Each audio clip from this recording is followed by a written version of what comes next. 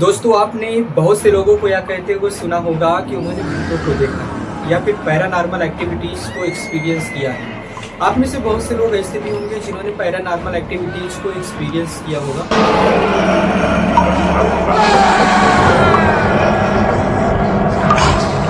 नमस्कार साथियों, मैं राहुल पटेल।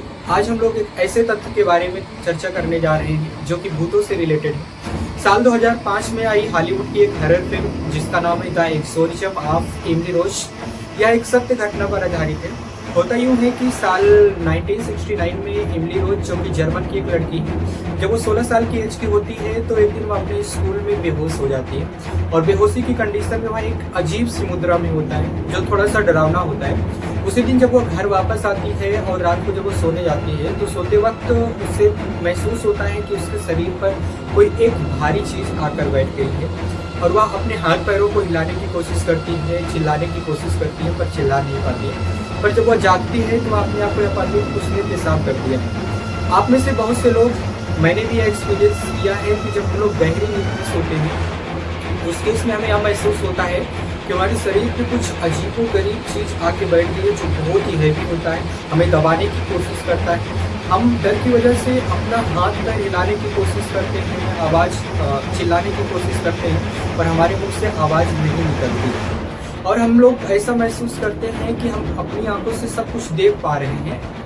इसे कहते हैं स्लीप पैरालिसिस। या कंडीशन तब होती है जब हम काफ़ी ज़्यादा गहरी नींद में सोए हुए होते हैं और थोड़ा सा जब हम लोग मेंटली डिस्टर्ब होते हैं तब ये कंडीशन होती है। कहानी में वापस आते हैं। एमिली रोज जब पेशाब कर देती है तो उसके एक साल बाद, साल 1970 में, वह फिर से इस प्रक्रिया से जूझती है। मतलब उसके साथ यह प्रक्रिया फिर से होती है।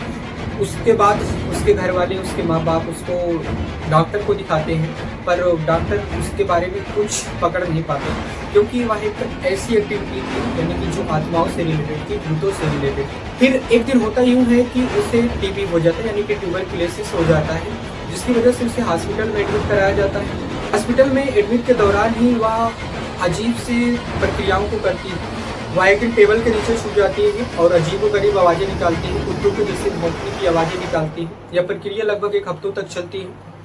उसके बाद एक दिन वह चिड़िया को खा जाती है और एक दिन वह जलते हुए कोयले को भी खा जाती है, जिसकी वजह से उसके माँ बाप काफ़ी डर जाते हैं और पादरी को दिखाते हैं। पादरी आप जानते होंगे जो कि चर्च में होते हैं, और ये लोग जिन्हें फादर भी कहा जाता है उनको दिखाया जाता है, जिन्होंने लगभग 3 महीनों तक उस पर एक्सोर्सिज्म किया। एक्सोर्सिज्म का मतलब होता है झाड़ फूक।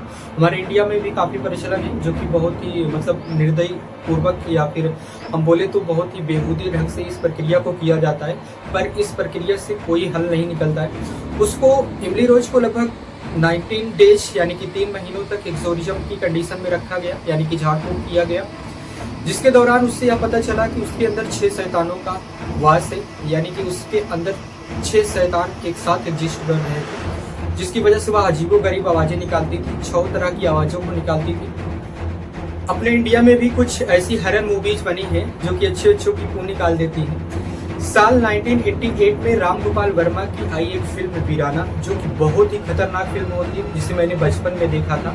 अगर मैं अपने पैरानॉर्मल एक्टिविटीज़ के एक्सपीरियंस की बात करता हूँ तो साल 2023 में सितंबर के महीने में मैं टीचिंग के लिए नैनी गया था, यानी कि प्रयागराज का एक शहर है नैनी। वहाँ पे एक स्थान पड़ता है महेबा गंगोत्री नगर। मैं वहाँ पे ही रूम लिया था और ऑफिस मेरे रूम के नीचे वाले फर्स्ट फ्लोर पे था। मैं थर्ड फ्लोर यानी कि लास्ट फ्लोर पे रहता था। उस बिल्डिंग में सिर्फ कमरा मालिक और मैं ही रहता था। बात ये होती है कि जब मैं रात को 10 बजे वीडियो रिकॉर्ड करने के बाद, वीडियो लेक्चर रिकॉर्ड करने के बाद अपने कमरे पे आकर खा पी करके सोने की कोशिश करता हूँ तो मुझे नींद नहीं आती है, तो मैं एक फिल्म देख लेता हूँ, वही जो मैंने अभी बात किया वीराना, जो कि एक बहुत खतरनाक फिल्म है। मैं उसको देख लेता हूँ। देखने के बाद जब मैं सोने की कोशिश करता हूँ तो जैसे ही मुझे नींद आती है तो अचानक से मुझे आवाज़ आती है कि बाथरूम का नल खुला हुआ है।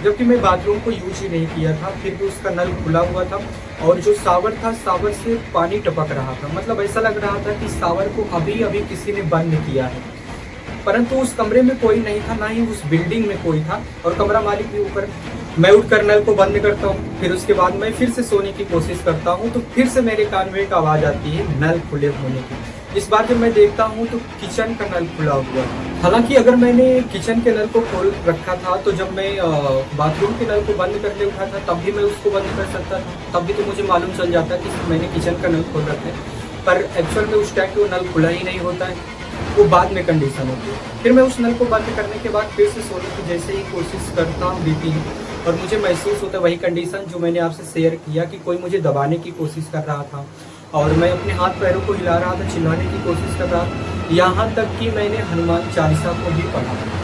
हालांकि मैंने उस रात के एक्सपीरियंस को किसी के साथ शेयर नहीं किया क्योंकि मुझे लग रहा था कि हो सकता है कि कुछ डिस्टर्बेंस की वजह से मैंने लेट रात तक क्लास को शूट किया है, वीडियो को शूट किया, हो सकता है कुछ डिस्टर्बेंस की वजह से मुझे कुछ ऐसी एक्टिविटीज़ फील हो रही है, तो उस बात को मैंने शेयर नहीं किया। उसके लगभग 2 दिन बाद मैं जब सो रहा था तो मुझे एहसास होता है कि कोई आके दरवाजे को खटखटा रहा है, जो कि मैंने आप लोग को ऑलरेडी बताया हूँ कि मैं सीढ़ी वाले दरवाजे को ही बंद कर रखा था और उस बिल्डिंग में सिर्फ मैं और कमरा मालिक ही रह रहा था। मैं 3rd फ्लोर में था, कमरा मालिक 1st फ्लोर पे ही रहते थे। तो अचानक दरवाजे को खटखटाए जाना मुझे थोड़ा सा हजम नहीं हुआ, मतलब मैं बिल्कुल डर सा गया।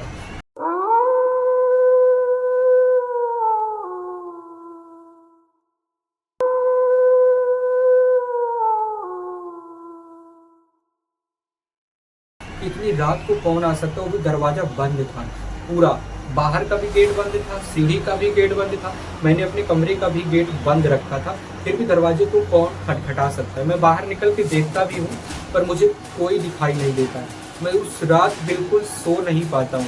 तो मैंने निश्चय ही किया कि मैं इस बात को शेयर ही कर दूंगा दूसरों के साथ। फिर मैं अगली सुबह जब मैं अपने ऑफिस जाता हूँ वीडियो रिकॉर्ड करने, तो मैं अपने स्टाफ में इस बात को बताता हूँ। तो वहाँ के जो लोकल लोग थे, वहाँ के जो लोकल स्टाफ थे, वो बताते हैं कि वो एरिया पहले जंगल हुआ करता था और उसमें बहुत से जानवरों को, यहाँ तक कि आदमियों को कत्ल करके फेंका गया था। ये बाद में डेवलप हुआ है, बहुत बड़ा शहर बना है।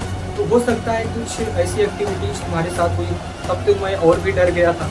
मतलब एक ऐसी बात हो चुकी थी कि जो थोड़ा सा असहज लग रही थी और मुझे उस बात को, ये बात कह के झुठला देना कि ये ऐसा तो होता रहता है, ये भी मेरे लिए संभव नहीं हो पा रहा था। अगर आपने भी कभी पैरानॉर्मल एक्टिविटीज़ को एक्सपीरियंस किया है या फिर आपको लगता है कि हमने जो चीज़ देखा है ये कुछ भूतों से रिलेटेड है, तो आप अपनी बात को हमारे साथ शेयर कर सकते हैं। आप अपनी बात को, अपनी राय को कमेंट बॉक्स में ज़रूर मेंशन कीजिएगा।